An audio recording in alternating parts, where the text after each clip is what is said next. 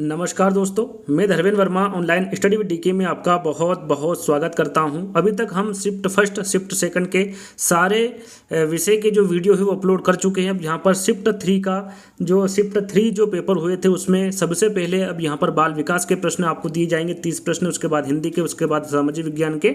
इस प्रकार के जो बाकी के आपके विषय बचेंगे वो 1 बाय 1 करके आपको वीडियो दिए जाएंगे। तो शिफ्ट 3 यहाँ पर अब चालू हो चुकी है। शिफ्ट 3 का आपको प्रश्न मिलेंगे। सबसे पहले हम यहाँ पर बाल विकास के प्रश्नों की बात करेंगे। तो सबसे पहले बाल विकास में आपसे पहला प्रश्न पूछा गया था, आप देख सकते हैं यहाँ पर आपके पास होगा भी, उसमें आप मिलान कर लीजिएगा। मैं फिर से बता देता हूँ सेट कौन सा है। ये सेट पहला है, ए सेट है, इससे आपको मिलान करना है। तो पहला वाला प्रश्न है। इससे पहले आपको क्या करना है, वीडियो को लाइक करना है, शेयर करना है और चैनल को सब्सक्राइब कर लेना फटाफट से। तो पहला प्रश्न है आपका, विकास के नियम के रूप में कौन सा कथन सत्य नहीं है। यहाँ पर देखिए नेगेटिव प्रश्न पूछा गया था और पहले का आंसर आपका था विकास के लिए प्रत्येक अवस्था समान रूप से महत्वपूर्ण है। ये जो विकास के नियम के रूप में सत्य कथन नहीं है। पहला वाला विकल्प आपका सही होगा।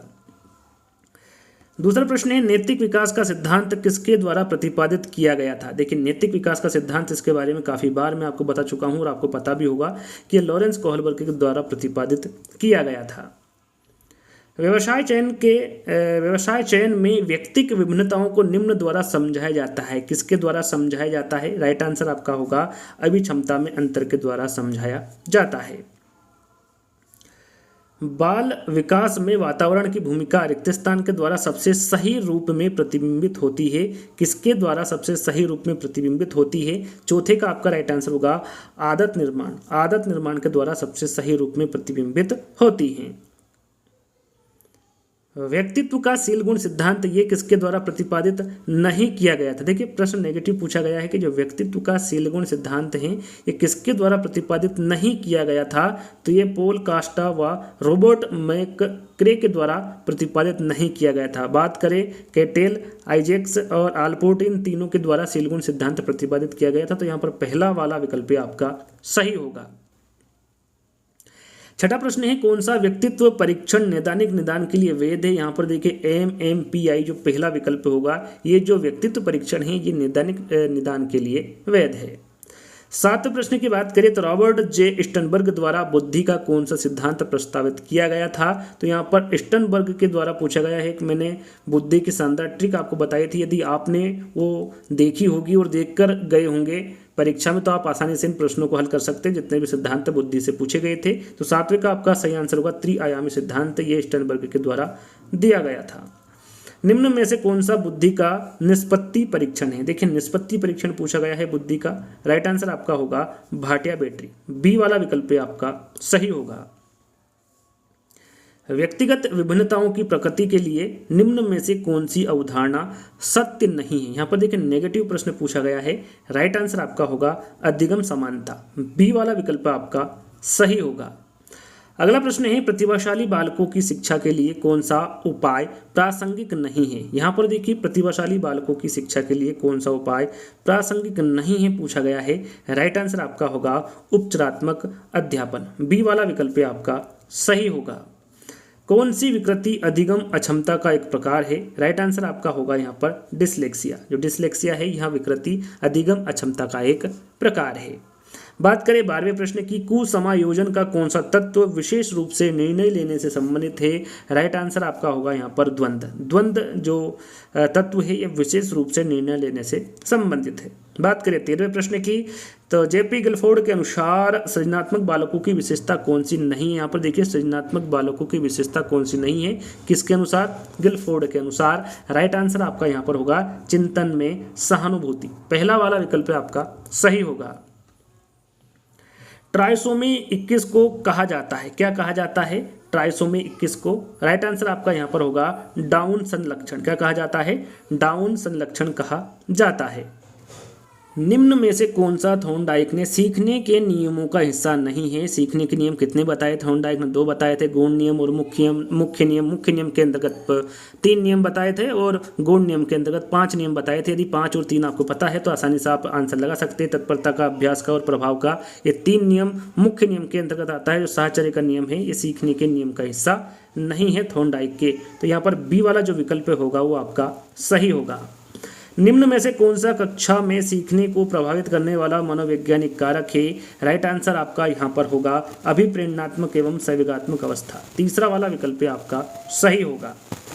अधिगम का अंतर्दृष्टि सिद्धांत किसके द्वारा प्रतिपादित किया गया था? राइट आंसर आपका यहाँ पर होगा कोहलर के द्वारा। यहाँ पर किसके द्वारा प्रतिपादित किया गया था? कोहलर के द्वारा प्रतिपादित किया गया था। अधिगम के समस्या समाधान उपागम का अंतिम चरण कौन सा? देखिए अंतिम चरण पूछा गया है। राइट आंसर आपका यहाँ पर होगा क्रियाविधि का प्रदर्शन। ये अंतिम चरण होता है अधिगम के समस्या समाधान उपागम का। अगला प्रश्न है आपका समायोजन के लिए एक युक्ति के रूप में रक्षात्मक युक्तियों के प्रयोग को मौलिक रूप से किसके द्वारा प्रस्तुत किया गया था? राइट आंसर आपका यहाँ पर होगा सिगमंड फ्रायड। सिगमंड फ्रायड के द्वारा प्रस्तुत किया गया था। बी वाला विकल्प आपका सही होगा। निम्न में से कौन सा बाह्य अभिप्रेरण का उदाहरण है? देखिए बाह्य अभिप्रेरण का उदाहरण पूछा गया है और ये है पुरस्कार। यहाँ पर पुरस्कार आपका बिल्कुल सही आंसर होगा। निम्न में से कौन सा शिक्षण के स्तरों के आधार पर शिक्षण का प्रकार नहीं है? राइट आंसर आपका यहाँ पर होगा प्रदर्शन स्तर। जो प्रदर्शन स्तर है ये शिक्षण के स्तरों के आधार पर शिक्षण का प्रकार नहीं है। बी वाला विकल्प आपका सही होगा। ड्राइट डब्ल्यू एलन के द्वारा कौन सी शिक्षण अधिगम विधि प्रस्तुत की गई? इनके द्वारा कौन सी शिक्षण अधिगम विधि प्रस्तुत की गई एलन के द्वारा? यहाँ पर आपका सही आंसर होगा सूक्ष्म शिक्षण। पहला वाला विकल्प आपका सही होगा। अगला प्रश्न है अभिप्रेरणा चक्र के 3 महत्वपूर्ण घटक कौन से हैं? अभिप्रेरणात्मक चक्र के बारे में पूछा गया है और इसके जो 3 घटक है वो आवश्यकता, अंतर्निहित तथा प्रोत्साहन है। यहाँ पर बी वाला विकल्प आपका सही होगा। अगला प्रश्न है क्रियात्मक अनुसंधान का प्रमुख उद्देश्य क्या है? तो यहाँ पर आपका सही आंसर होगा जो क्रियात्मक अनुसंधान का प्रमुख उद्देश्य होगा वो नैदानिक होगा। उपलब्धि परीक्षण के निर्माण के लिए निम्न में से कौन सा कथन सत्य नहीं है? यहाँ पर देखिए सत्य कथन कौन सा नहीं है पूछा गया है, तो यह मूल्यांकन आपका यहाँ पर यानी कि बी वाला विकल्प आपका सही होगा। अगला प्रश्न है राष्ट्रीय पाठचर्या रूपरेखा को किस वर्ष में प्रस्तावित किया गया था? तो ये 2005 में। याद रखिएगा राष्ट्रीय पाठचर्या रूपरेखा को 2005 वर्ष में प्रस्तावित किया गया था। आकलन का कौन सा प्रकार शिक्षण अधिगम प्रक्रिया से संबंधित नहीं है? राइट आंसर आपका 27 का होगा उपलब्धि। आकलन का जो उपलब्धि शिक्षण अधिगम प्रक्रिया से संबंधित नहीं है। पहला वाला विकल्प आपका सही होगा। जिन पियाजे के संज्ञानात्मक विकास के सिद्धांत में कौन सी अवधारणा संबंधित नहीं है? बहुत सारे प्रश्न यहाँ पर नेगेटिव प्रश्न पूछे जा रहे हैं। ध्यान से आपने आंसर दिया होगा। आई होप मैं ये आशा करता हूँ और आपको अच्छे अंक प्राप्त हो रहे होंगे। 28 का आपका सही आंसर होगा यहाँ पर अधिग्रहण। बी वाला विकल्प आपका सही होगा। जिन्स का जोड़ा जो विशेष गुणसूत्र पर एक विशिष्ट स्थान अधिग्रहित करता है तथा समान गुण को नियंत्रित करता है वहाँ क्या कहा जाता है? तो वो एलील कहा जाता है। क्या कहा जाता है? जिन्स का जोड़ा जो विशेष गुणसूत्र पर एक विशिष्ट स्थान अधिग्रहित करता है तथा समान गुण को नियंत्रित करता है उसे एलील कहा जाता है। सी वाला विकल्प आपका सही होगा। अंतिम प्रश्न जैसा कि मैंने बताया टोटल 30 प्रश्न मिलेंगे आपको। तो यहाँ पर आपको बताना है कि 30 प्रश्नों में आपको कितने नंबर आ रहे हैं। सिगमंड फ्रायड द्वारा प्रतिपादित मनोलैंगिक विकास की अवस्था निम्न में से कौन सी नहीं है?